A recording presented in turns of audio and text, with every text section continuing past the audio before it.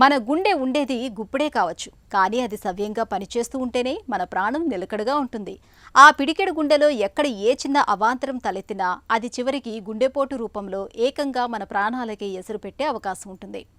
మనకు ప్రాణాధారమైన పిడికెడు గుండెను 10 కాలాల పాటు పదిలంగా ఉంచుకోవటానికి తరచూ కొన్ని రకాల పరీక్షల్ని చేయించుకుంటూ ఉండాలని చెబుతారు డాక్టర్లు.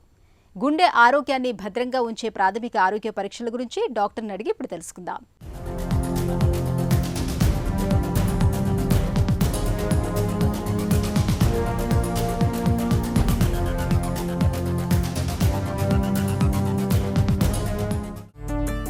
గుండెలో పూడికలు వచ్చే ముప్పు ఎవరికి ఎక్కువగా ఉంటుంది? గుండె రక్తనాళాల్లో పూడికలు ఏర్పడటం వల్ల హార్ట్ అటాక్స్ అనేవి వస్తుంటాయి. ఇలా గుండె రక్తనాళాల్లో పూడికలు ఏర్పడటానికి అనేక రిస్క్ ఫ్యాక్టర్స్ ఉంటాయండి. ఇందులో చాలా వరకు మనం నియంత్రించుకోగలిగిన రిస్క్ ఫ్యాక్టర్సే ఎక్కువ ఉంటాయన్నమాట. వీటిలో ప్రధానమైనది ఒకటి స్మోకింగ్ చేయటం, అంటే సిగరెట్లు తాగటం. రెండోది ఏంటంటే షుగరు ఎక్కువ ఉన్న వారిలో గుండె జబ్బులు రావచ్చు.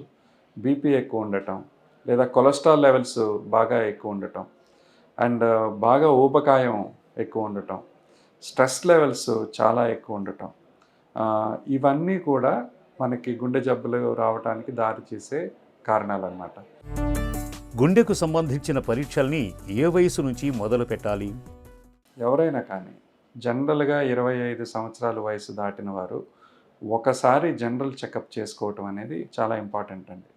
అంటే ఇంతకుముందు నేను చెప్పిన రిస్క్ ఫ్యాక్టర్స్లో చాలా రిస్క్ ఫ్యాక్టర్స్ మనం చెకప్ చేసుకుంటే తప్ప మనకి లక్షణాలు ఏమి కనిపించనివి మన బాడీలో ఉండొచ్చు అనమాట. సో ఇలాంటి రిస్క్ ఫ్యాక్టర్స్ ముందుగా ఐడెంటిఫై చేయటం అనేది చాలా ఇంపార్టెంట్. అంటే ఉదాహరణకి కొలెస్ట్రాల్ లెవెల్ బాగా ఎక్కువ ఉందనుకోండి, ఎటువంటి లక్షణం ఉండదు, మనం చెక్ చేస్తే తప్ప తెలియదన్నమాట. అదేవిధంగా కొద్దిమందిలో షుగర్ ఉండొచ్చు, బీపీ ఉండొచ్చు. ఇలాంటి వాటిలో కూడా అందరిలోనూ లక్షణాలు అనేవి కనిపించకపోవచ్చు అన్నమాట. సో అందుకని జనరల్గా చెప్పేది ఏంటంటే 25 సంవత్సరాలు దాటిన వారు ఎవరైనా ఒకసారి చెకప్ చేసుకోవటం అనేది చాలా ఇంపార్టెంట్.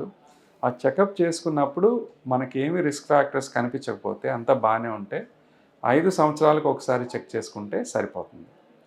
అదే 45 సంవత్సరాల వయసు దాటిన వారైతే రిస్క్ ఫ్యాక్టర్స్ లేకపోయినా కూడా సంవత్సరానికి ఒకసారి జనరల్ చెకప్ చేసుకుంటే మంచిదన్నమాట. ఈసీజీ ఎక్కువ పరీక్షలతో గుండెలో సమస్యల్ని ఖచ్చితంగా పసిగట్టవచ్చా? ఈసీజీ ఎక్కువ రెండు నార్మల్గా ఉందని మనం గుండె జబ్బుని రూల్ అవుట్ చేయలేము. కానీ కొన్ని సందర్భాల్లో ఈ రక్తనాళాల్లో పూడికలు అవి ఏర్పడినప్పుడు ఈసీజీలో మార్పులు రావటం, లేదా ఎక్కువలో హార్ట్ పంపింగ్ ఎఫిషియన్సీ తగ్గటం అనేది జరగవచ్చు అనమాట. సో ఇలాంటి మార్పులు ఏమన్నా వీటిలో కనిపిస్తే దాని గుండె జబ్బు లోపల ఉన్నది అనేది మనం నిర్ధారించుకోవడానికి ఉపయోగపడుతుంది. కానీ ఇవి 2 టెస్టులు నార్మల్గా ఉంటే సమస్య ఏమీ లేదని చెప్పలేము. అందుకని వీటితో పాటు జనరల్గా స్ట్రెస్ టెస్ట్ అనేది కూడా ఎక్కువ మందిలో చేస్తుంటామండి. ట్రెడ్మిల్ టెస్ట్ ప్రత్యేకతలు ఏంటి? సో ఈ ట్రెడ్మిల్ టెస్ట్లో ఏం చేస్తామంటే ఒక పేషెంట్ని ట్రెడ్మిల్ మీద నడిపిస్తుంటాం. ఆ ట్రెడ్మిల్ మీద నడిపిస్తున్నప్పుడు అదే సమయంలో ఈసీజీ అండ్ బీపీ రెస్పాన్స్ అనేది చూస్తుంటాం. సో ఎక్సర్సైజ్ సివియరిటీ పెరిగే కొద్దీ, అంటే ఎక్సర్సైజ్ తీవ్రత పెరిగే కొద్దీ గుండెకు సరిపడినంత రక్త సరఫరా జరగకపోతే ఆ సమయంలో ఈసీజీలో మార్పులు కనిపించవచ్చు అనమాట. సో ట్రెడ్మిల్ చేస్తున్నప్పుడు ఇనిషియల్ ఈసీజీ నార్మల్గా ఉండొచ్చు, ఎక్సర్సైజ్ చేస్తున్నప్పుడు ఈసీజీలో మార్పులు కనిపించవచ్చు. సో అలాంటి మార్పులు ఏమైనా కనిపిస్తూ ఉంటే గుండె రక్త సరఫరాలో పూడికలు ఉండే అవకాశం ఉన్నదనేది మనం నిర్ధారించుకోవచ్చు అనమాట. సో దీనికోసం నడవగలిగిన వారిలో ఈ ట్రెడ్మిల్ టెస్ట్ అనేది జనరల్గా చేస్తూ ఉంటాం అన్నమాట. అది నార్మల్గా ఉంటే 100కి 90% మందిలో సమస్య ఉండకపోవచ్చు. ఒక 10% మందిలో ఒక్కోసారి ట్రెడ్మిల్ టెస్ట్ కూడా మిస్ అయ్యే అవకాశం ఉంటుంది. కాబట్టి బాగా ఎక్కువ రిస్క్ ఫ్యాక్టర్స్ ఉన్న వారిలో, లేదా క్లినికల్గా లక్షణాలను బట్టి ఏమైనా అనుమానం ఉన్న వారిలో ఫర్దర్ టెస్టింగ్ అనేది కొంతమందిలో చేస్తూ ఉంటాం. డోపిటమిన్ స్ట్రెస్ ఎకో, స్ట్రెస్ థాలియం పరీక్షల్లో ఏం తెలుస్తుంది? కొద్దిమంది కొన్ని కారణాల వల్ల, అంటే ఉదాహరణకి మోకాళ్ళ నొప్పులు ఎక్కువ ఉండటం వల్ల నడవలేకపోవచ్చు, కాళ్ళ నొప్పి ఉండటం వల్ల నడవలేకపోవచ్చు, లేదా వయసు మీద పడటం వల్ల ఎక్కువ ట్రెడ్మిల్ మీద నడవలేకపోవచ్చు. ఇలా నడవలేని వారిలో ఈ డోపటమిన్ స్ట్రెస్ ఎక్కువ అనేది చేస్తుంటాం. ఈ డోపటమిన్ స్ట్రెస్ ఎక్కువ అనేది ఏం చేస్తామంటే, మనం నడిస్తే ఎలాగ హార్ట్ రేటు, హార్ట్ మీద స్ట్రెస్ పెరుగుద్దో అదే రకమైన స్ట్రెస్ కలగటానికి డాబెటమిన్ అనే మందు ఇంజెక్షన్ ఇచ్చి ఆ టైంలో ఎకో చెక్ చేస్తాం అన్నమాట. సో ఆ డోబెటమిన్ ఇస్తున్నప్పుడు గుండెకి అంటే ఎక్కువ పని చేయాల్సి వస్తుంది. ఆ పని చేసే సందర్భంలో ఇప్పుడు బ్లాకేజెస్ ఏమైనా ఉంటే, రక్తనాళాల్లో పూడికలు ఏమైనా ఉంటే, హార్ట్‌లో కొన్ని భాగాలు వేటికైతే రక్త సరఫరా సరిగ్గా జరగట్లేదో ఆ ఏరియా ఫంక్షనింగు, మూవ్‌మెంటు తక్కువ ఏర్పడొచ్చు. సో దాని ద్వారా మనకి ఈ ఏరియాకి రక్త సరఫరా తక్కువ ఉంది, బ్లాక్స్ ఉండే అవకాశాలు ఉన్నాయి అనేది ఉంటాం అన్నమాట. అదే స్ట్రెస్ థాలియం అనేది ఇంకొక రకమైన టెస్ట్ అండి. సో స్ట్రెస్ థాలియంలో ఏమవుతుందంటే మామూలుగా ట్రెడ్మిల్ మీద నడిపిస్తాం పేషెంట్‌ని. ట్రెడ్మిల్ మీద పేషెంట్ నడిపించినప్పుడు ఈ రేడియో ఐసోటోప్ ఒకటి ఇస్తాం అన్నమాట. ఇంజెక్ట్ చేస్తాం. ఆ ఇంజెక్ట్ చేసినప్పుడు మనకి గుండెలో రక్త సరఫరా అంతా బాగుంటే గుండెలో అన్ని భాగాలకి కూడా ఈ రేడియో ఐసోటోప్ సమంగా డిస్ట్రిబ్యూట్ అవుతూ ఉంటుంది. అలా డిస్ట్రిబ్యూట్ అవుతుందా లేదా అనేది బయట నుంచి స్కాన్ చేసి చూస్తాం అన్నమాట.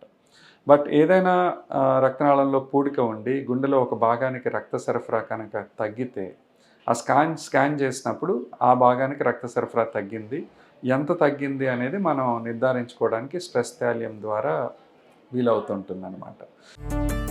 సిటీ యాంజియోగ్రామ్ ప్రత్యేకతలేంటి? సో లోపల రక్తనాళాల్లో పూడికలు ఉన్నాయా లేదా, ఉంటే ఎంత ఉన్నాయి, ఏంటి పర్సంటేజ్ అనేది తెలుసుకోవడానికి కామన్గా 2 రకాల టెస్టులు చేస్తుంటాం. ఒకటేంటంటే కన్వెన్షనల్ యాంజియోగ్రామ్ అండి. కన్వెన్షనల్ యాంజియోగ్రామ్ అంటే మనకి ఈ మణికట్టు దగ్గర ఉన్న రక్తనాళం ద్వారా ఓ సన్నటి క్యాథెటర్ హార్ట్ వరకు పంపించి, మణికట్టు దగ్గర నుంచి కానీ లేదా తొడలోని రక్తనాళం ద్వారా కానీ సన్నటి క్యాథెటర్ హార్ట్ వరకు పంపించి, ఆ క్యాథెటర్ ద్వారా మందిచ్చి కొన్ని ఎక్స్రేస్ అనేవి తీసుకుంటాం క్యాత్ ల్యాబ్లో. సో అందులో మనకి ఎగ్జాక్ట్గా రక్తనాళాల్లో పూడికలు ఉన్నాయా లేదా, ఉంటే ఎంత పర్సంటేజ్ ఉన్నాయి, ఎక్కడెక్కడ ఉన్నాయి, ఈ పూడికలు ఏ రకంగా ఉన్నాయి, వాటికి ఫర్దర్గా ట్రీట్మెంట్ ఏ విధంగా చేయాలనేది నిర్ధారించుకోవడానికి అవకాశం ఉంటుంది. అయితే ఈ యాంజియోగ్రామ్ అనేది మనకి ఇన్వేజివ్ టెస్ట్. ఇన్వేజివ్ అంటే మనం లోపల క్యాథెటర్ పంపిస్తున్నాం, రక్తనాళాల్లోకి చొప్పిస్తున్నాం అన్నమాట ఈ క్యాథెటర్. అలా కాకుండా నాన్ ఇన్వేజివ్ టెస్ట్ కింద సిటీ యాంజియోగ్రామ్ అనేది ఉపయోగపడుతుంది అన్నమాట. సో సిటీ యాంజియోగ్రామ్లో ఏం చేస్తామంటే మనకు మామూలుగా సెలైన్ ఇచ్చినట్లే కాంట్రాస్ట్ ఇంజెక్షన్ ఇచ్చి సిటీ స్కాన్ చేస్తాం. సో ఇందులో ఏంటంటే మనకు లోపల క్యాథెటర్లు కానీ ఇతర మెటీరియల్ పెట్టడం కానీ ఉండదు. మందిచ్చి స్కాన్ చేయడం ద్వారా మనకి గుండె రక్త సరఫరాలో పూడికలు ఉన్నాయా లేదా, ఎక్కడున్నాయనేది తెలుసుకోవడానికి అవకాశం ఉంటుంది.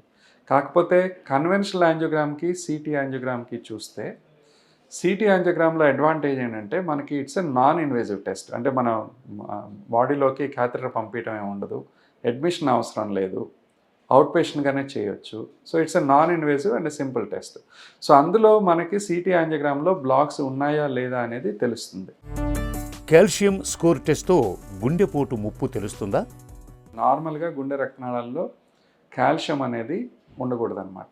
ఒకవేళ కాల్షియం స్కోరు 0 ఉండాలి.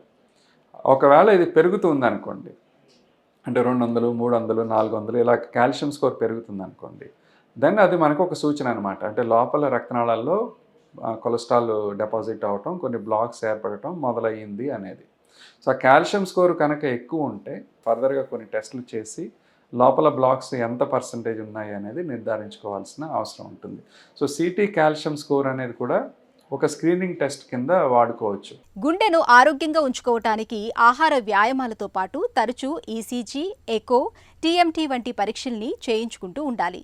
అప్పుడే మన పిడికెడు గుండె చక్కటి ఆరోగ్యంతో ఉంటుంది.